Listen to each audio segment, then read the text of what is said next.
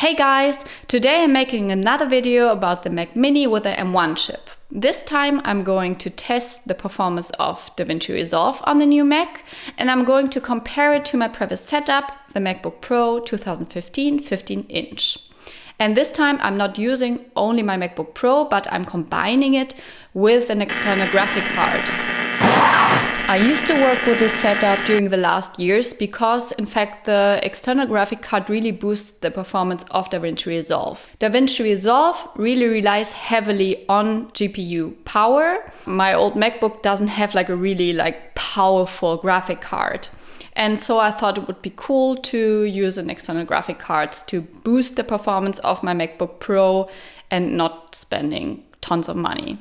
I was hoping to be able to use my eGPU with the new Mac Mini as well, but Apple completely stopped the support for external graphic cards. I'm hoping a bit that there is going to be some software that allows you to use an external graphic card on a newer Mac, or that Apple is going to bring back the support for external graphic card in the future.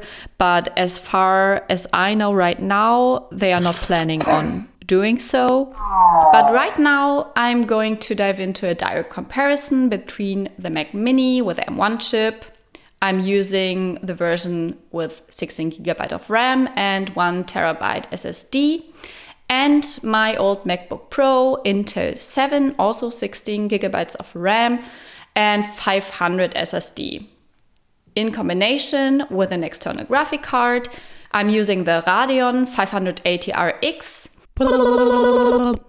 So what you see here is I have my Davinci Resolve open on my MacBook Pro, and this time I did not plug in the external GPU just to show you how bad the performance is and how not usable the program is if you do lots of color grading, because the program gets really slow and the playback is 1 or 2 frames per second, which is almost nothing. You can't really work like that.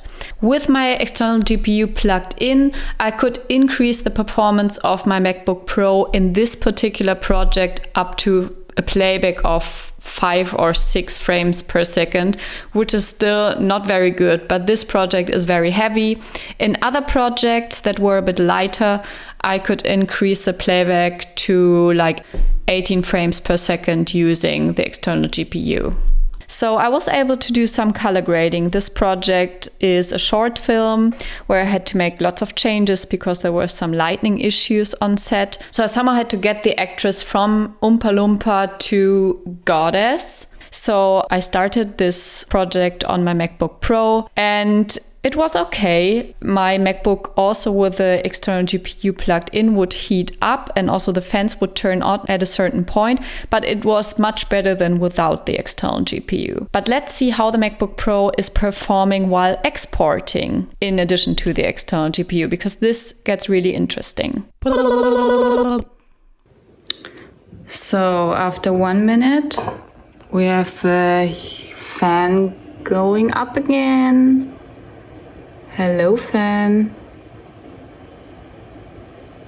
But it started off really fast. Now it's getting slower, 10. All right, let's see how long this is going to take.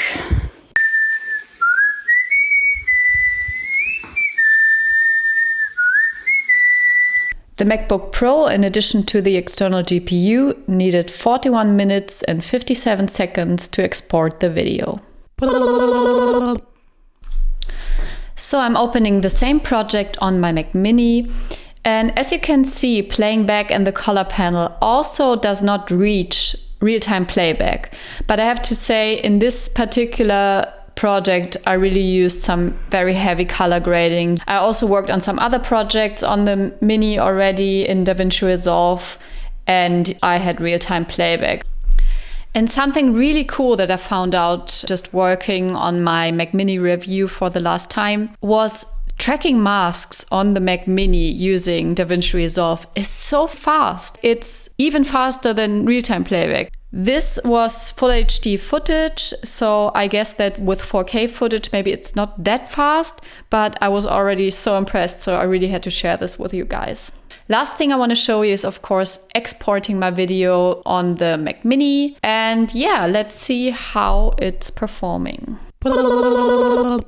So no coffee break for this one. As you can see, it's very slow. Wow, the Mac Mini is really taking its time. You see the exporting time is like at the moment 3.5 frames per second. So yeah, I'm taking a nap. What I have to say, during the time of exporting, the Mac Mini is getting a little bit warm, also a little bit more warm than room temperature, I would say. Not super hot, and it stays silent. In the end, the Mac Mini needed 56 minutes and 38 seconds to export the video. This is almost 15 minutes longer than the MacBook Pro plus eGPU setup needed. Here in this case, my old MacBook Pro 2015 beats the new Mac Mini. Final question.